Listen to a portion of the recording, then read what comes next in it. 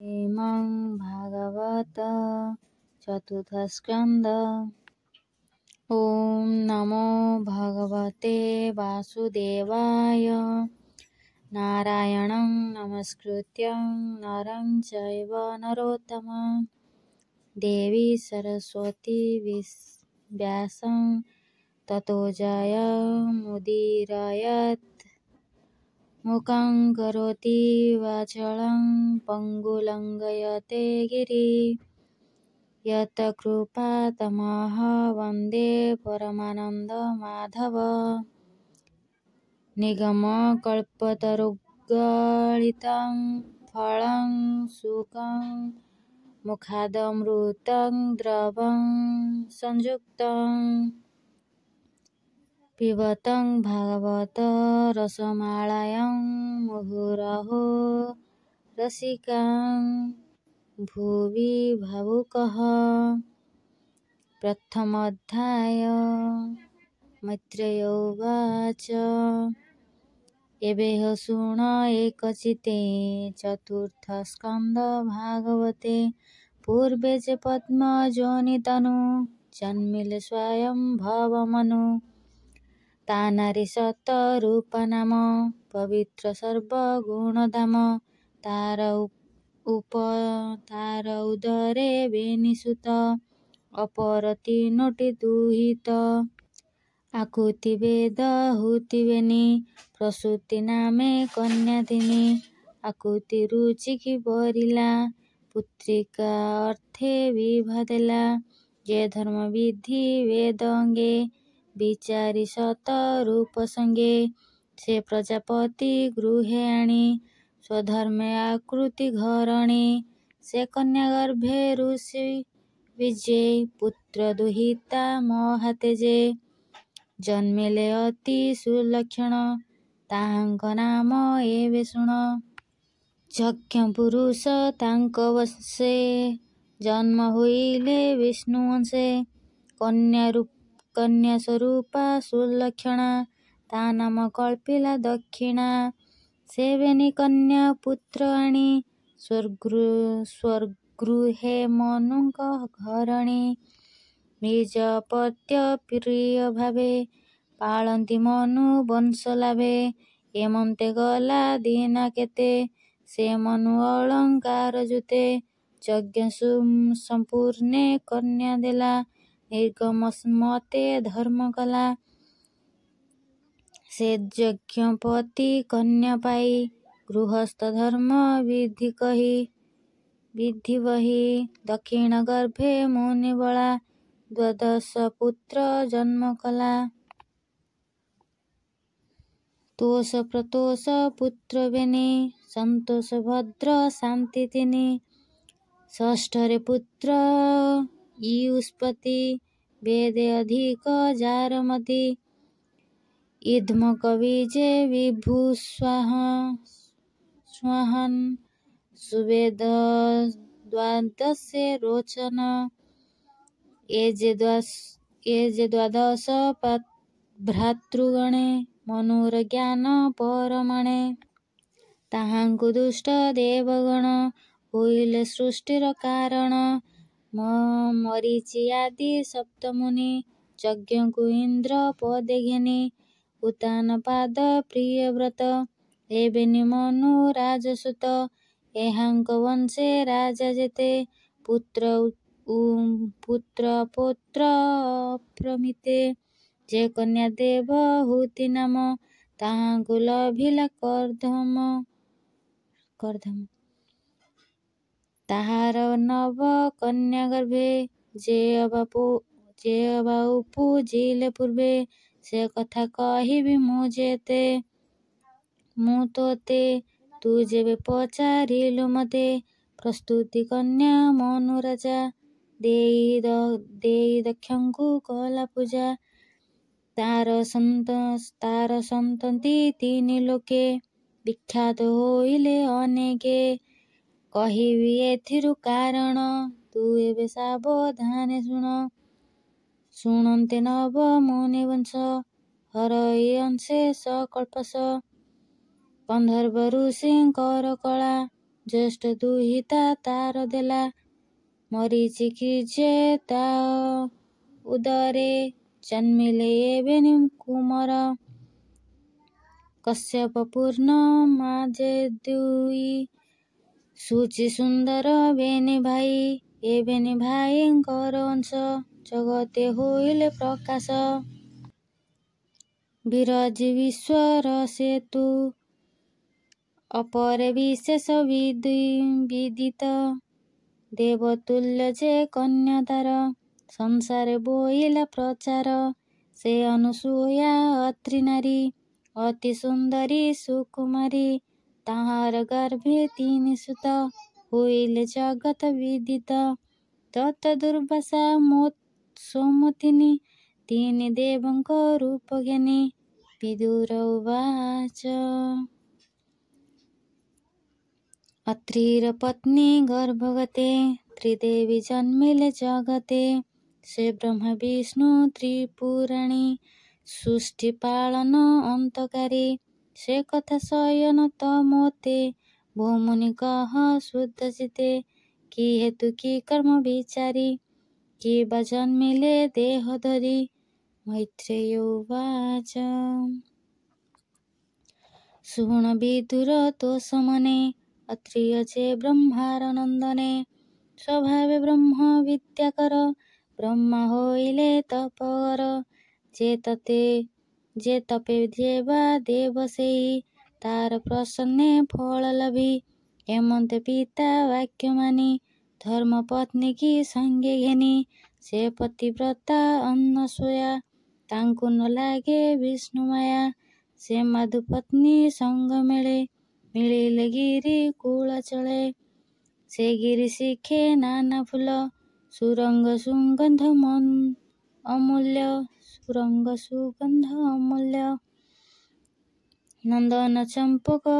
ଚନ୍ଦନ ଚମ୍ପକ ଅଶୋକ ପାରିଜାତ ଯେ କୁରୁବକ। ତ୍ରିସନ୍ଧ୍ୟା ନନ୍ଦୀ କୂଳେ ରହେ ସ୍ନାନେ ସକଳ ପାପ ଦହେ। ସେ ବନେ ପଶିବେନି ଜନେ ତପ ସମାଧି ଯୋଗ ଧ୍ୟାନେ। ମନକୁ ଧରି ଆତ୍ମବଳେ ପ୍ରବଳ ଇନ୍ଦ୍ରିୟ ନିଶ୍ଚଳେ। ଏକ ଚରଣେ ଉଦ୍ଭା ହୋଇ ଉପର ମୁଖେ ଶୁଦ୍ଧେ ଧାଇଁ। ସତେ ବରଷ ଯୋଗ ଧ୍ୟାନେ ବଞ୍ଚିଲେ ପବନ ଭୋଜନେ। ନିଶ୍ଚଳ ଯୋଗ ଧ୍ୟାନ ଚିନ୍ତି ଚିତେ ଏମନ୍ତ ବିଚାରନ୍ତି। ଜଗତ ପ୍ରଭୁ ଯେ ଈଶ୍ୱର ସୃଷ୍ଟି ପାଳନ ଚକ୍ରଧର। ଅନାଦି ପରମ କାରଣ ଥୂଲ ଯାର ଚରଣ। ଆମ୍ଭର ସନ୍ତତି କାରଣ ଶରଣ ଗଲୁ ତା ଚରଣ। ଚିତେ ବିଚାରନ୍ତି ହରି ହୁଁ ଅନ୍ୟ ନ ଜାଣନ୍ତି। ସେ ହରି ଯେ ବା ଦୟା କରେ ଜନ୍ମ ଲଭିଲେ ମୋର ଘରେ। ତେବେ ସେ ଜୀବନ ମୋହର ସେ ହରି ଚରଣ ସୋଦର। ଏମନ୍ତ ନିତ୍ୟ ଚିତେ ଚିନ୍ତି ସେ ବନେ ତପସ୍ୟା ସାଧନ୍ତି। ଊର୍ଦ୍ଧ୍ୱ ବଦନେ ସେ ନିଶ୍ଚଳ ଏମନ୍ତେ ଗଲା ଦୀର୍ଘ କାଳ। ପ୍ରାଣ ସଂଯମ ଶ୍ରମ ବଳେ ଚିତେ ଉପୁଜିଲା ଅନଳେ। ଯେତେ ତାପିଲେ ତିନି ପୁର ଦେଖି କମ୍ପିଲେ ସୁର ନର। ବିଶ୍ୱ କମ୍ପିତ ତେଜ ଭୟେ ଦେଖି ଗୋବିନ୍ଦ କଲେ ଦୟେ।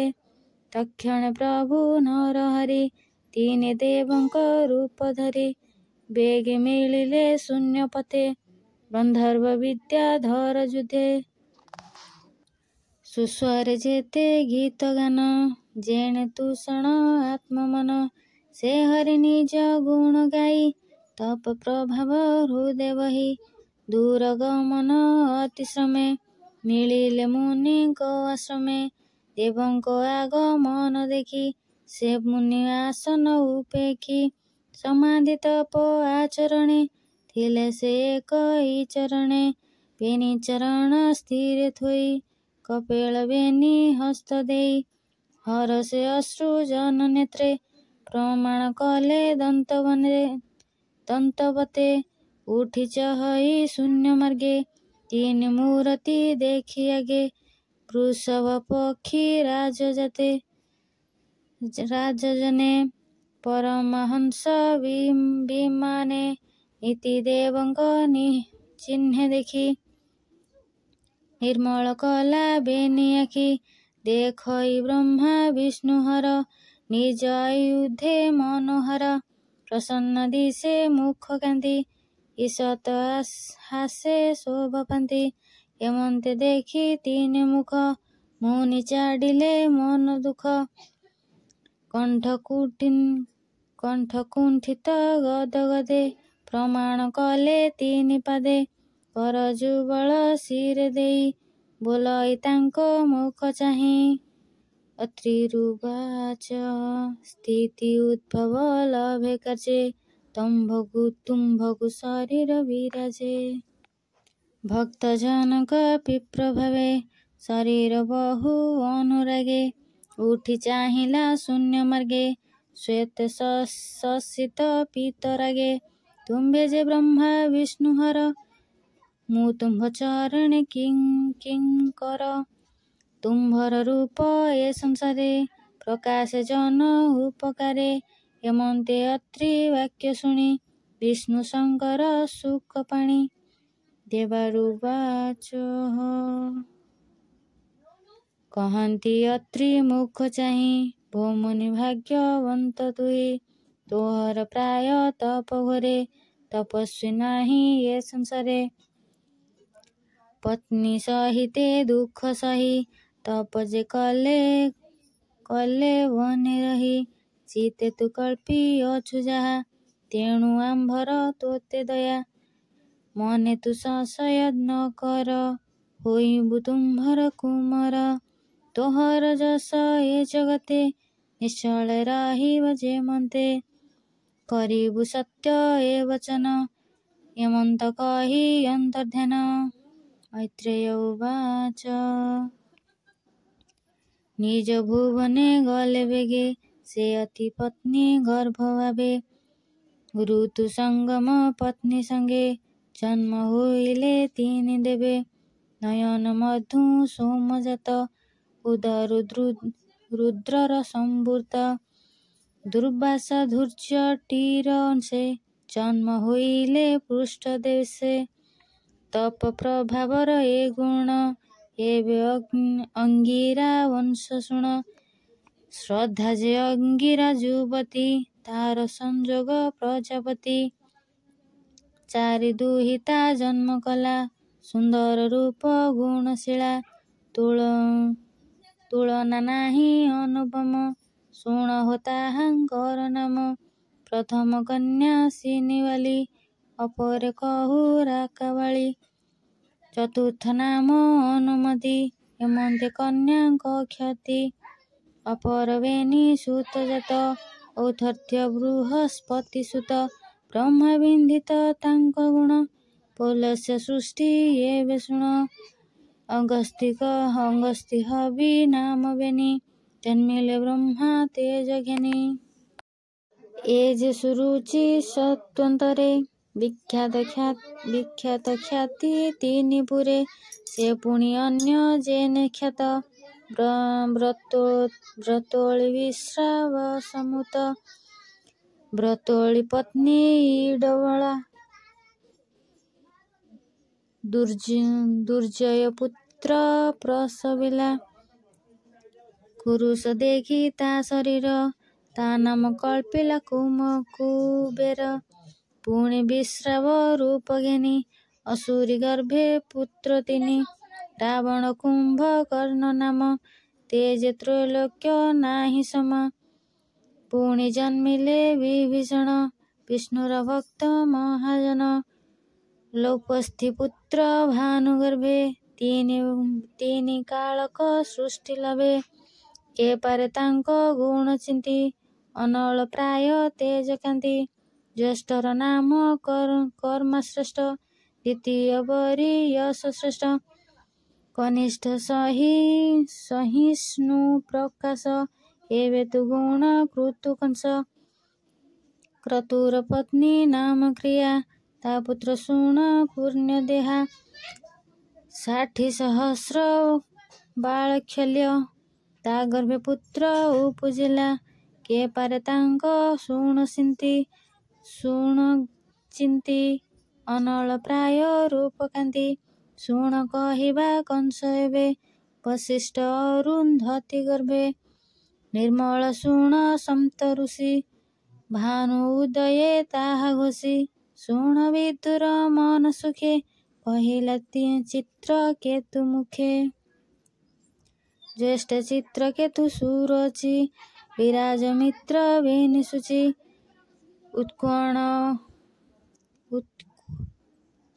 ଉତ୍କଣ ବସୁ ଭୃତ୍ୟ ଜାତ ଦ୍ରୁମାନ ଶକ୍ତିଙ୍କ ସମ୍ଭୂତ। ଚିତିର ବଂଶ ଏବେ କହି ଶୁଣ ବିଦୁର ମନ ଦେଇ। ଅପୂର୍ବ ପତ୍ନୀ ସେ ସ୍ୱଭାବେ ପୁତ୍ରେ ଜନ୍ମିଲା ତାର ଗର୍ଭେ। ଦକ୍ଷିଚି ନାମେ ମହାବୀର ସ୍ୱଭାବେ ଦିଶେ ଅଶ୍ୱଶିର। କେ କହିପାରେ ତାଙ୍କ ଗୁଣ ଏବେ ତୁ ଭୃଗୁ ବଂଶ ଗୁଣ। ଭୃଗୁର ପତ୍ନୀ କ୍ଷତି ଗର୍ଭେ ତିନି ଅପତ୍ୟ ସୃଷ୍ଟି ଲଭେ। ଧାତା ବିଧାତା ବେନି ସୁତ କନ୍ୟାଏ କମଳା ସମ୍ଭୃତ। ଧାତା ବିଧାତା ବେନି କୋଳେ ସୁନ୍ଦର ରୂପ କାଳ ବଳେ। ସୁମେରୁ ପର୍ବତ ଦୁହିତା ଆୟତି ନିୟତି ସମ୍ଭୂତା। ବେନି କନ୍ୟା ବେନି ଭାଇ ବିବାହ କଲେ ବେନି କୁହି। ହେବେନି କନ୍ୟା ଗର୍ଭଗତେ ଜନ୍ମ ଲଭିଲେ ବେନି ସୁତେ।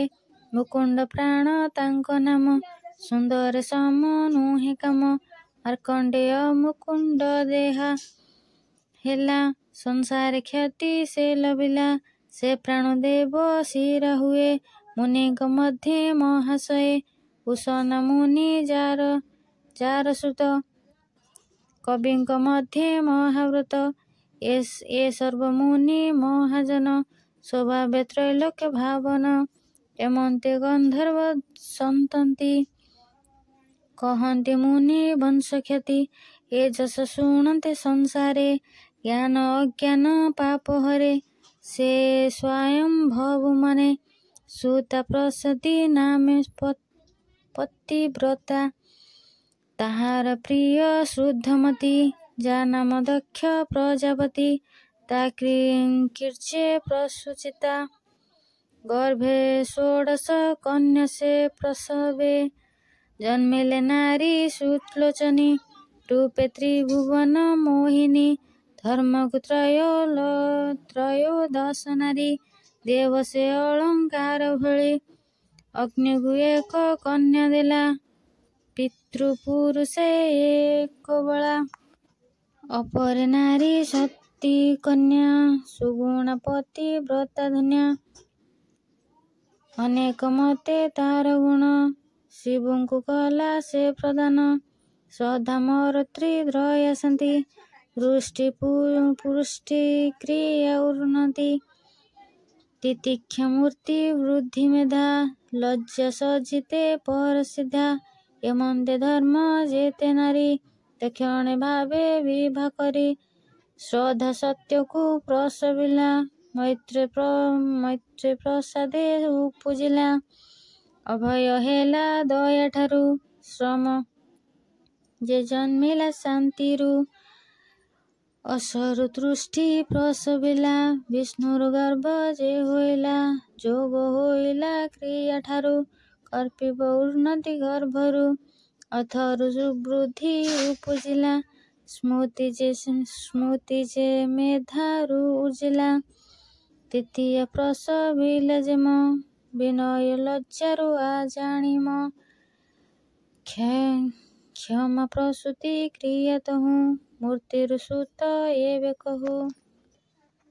ଯହିଁ ଆଶ୍ରିତ ସର୍ବଗୁଣ ସେ ବେନି ନର ନାରାୟଣ।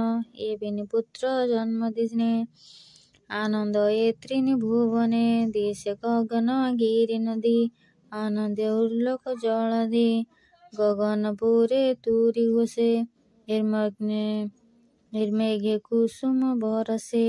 ସକଳ ମୁନି ସ୍ତୁତି କରି ରଙ୍ଗେ ନଚନ୍ତି ଅପସରି ଗନ୍ଧର୍ବ କିନ୍ନର ଆନନ୍ଦେ କାବନ୍ତି ବିଦ୍ୟାଧର ବୃଦ୍ଧେ ସକଳ ଗୃହେ ଅନୁକୂଳ ଉଛୁଳେ ପରମ ମଙ୍ଗଳ ହରସେ ହର ପଦ୍ମଜନି ସଙ୍ଗେ ଦେବତା ବୃଦ୍ଧ ଜ୍ଞାନୀ ମିଳିଲେ ଧର୍ମର ଭୁବନେ ଆନନ୍ଦେ ମନେ ସର୍ବଜନେ ଯେ ତିନି ମାୟ ଗୁଣେ ହରି ବିଶ୍ୱ ସଂସାରେ ରୂପ ଧରି ବିଶ୍ୱ ପାଳନ କ୍ଷମର୍ଥେ ଭାବତ ଭୂମି ମଧ୍ୟଗତେ ତପ ଆଚରି ଜନହିତେ ସେ ହରି ଚରଣ ନମସ୍ତେ ଯେ ହରି ସୃଷ୍ଟି ଲୟ ଅର୍ଥେ ଆତ୍ମାକୁ ସର୍ଜିଲା ଜଗତେ ସର୍ବଲକ୍ଷଣ ଅର୍ଧେ ହରି ଆତ୍ମାକୁ ବେନି ରୂପ ଧରି ପରିପାଳନ ତପ ବଳେ ଆସନ ଧରିତ୍ରୀ ମଣ୍ଡଳେ ଶ୍ରୀନିକେତନ ତିନି ନେତ୍ର କ୍ଷେତ୍ରେ କିଞ୍ଜତ ସେ ପବିତ୍ର ସଂସାର ରାଜ୍ନି ବସୁଖେ ତରେ ଯେ ପ୍ରାଣୀ ତୋତେ ଆଶ୍ରା କରେ ଏମନ୍ତେ ସୁର ଗଣେ ଗାଇ ସ୍ତୁତି କରନ୍ତି ମୁଖ ଚାହିଁ ଜଗତ ହିତେ ତପର୍ତେ ସେ ଗନ୍ଧର୍ବ ମାଧବ ପର୍ବତେ ମିଳିଲେ ଶୁଭ ଲଗ୍ନେ ବେଳେ ଭାରତ ଭୂମି ସୁମଙ୍ଗଳେ ସେ ବେନି ରୂପ ବିଷ୍ଣୁ ଅଂଶେ ଜନ୍ମ ହୋଇଲେ ଧର୍ମ ଅଂଶେ ଭୂମିର ଭାବ ନିବାରଣେ ଜଗତ ପରମ କାରଣେ ସମ୍ଭବେ ଯତୁ କୁରବଂଶେ କୃଷ୍ଣ ଅର୍ଜୁନ ବିଷ୍ଣୁ ଅଂଶେ ଅଗ୍ନିରେ ସ୍ୱାହା ସ୍ୱାଧ ନାରୀ ତିନି ଅପତ୍ୟ ଜନ୍ମ କରି ପାବକ ପାବ ମାନ ଶୁଣି ଶୁଚି ହୃତ ଭୋଜନ ଜଳ ରୁଚି ଏ ତିନି ବୀର୍ଯ୍ୟ ଅଗ୍ନି ଗୁଣେ ଜନ୍ମେଲେ ସଂସାର ଧାରଣେ ପୂର୍ଣ୍ଣ 50 ରୂପ ହୋଇ ତେଜେ ଗଞ୍ଜନ୍ତି ସ୍ୱର୍ଗମୟୀ ସ୍ୱଚ୍ଛନ୍ଦେ ପିତୃଗଣ ଶୃଙ୍ଗେ ମିଳନ୍ତି ବୈତାଳିକ ରଙ୍ଗେ ଯେ ବ୍ରହ୍ମବାଦୀ ବିପ୍ରଗଣେ ଯେ ଯଜ୍ଞ ମନ୍ତ୍ରେ ଉଚ୍ଚାରଣେ ଅଗ୍ନିକୁ କରନ୍ତି ବରଣ ତାହାଙ୍କ ନାମ ଏବେ ଶୁଣ ଅଗ୍ନିସୁଧା ଯେ ବହର୍ଷଦ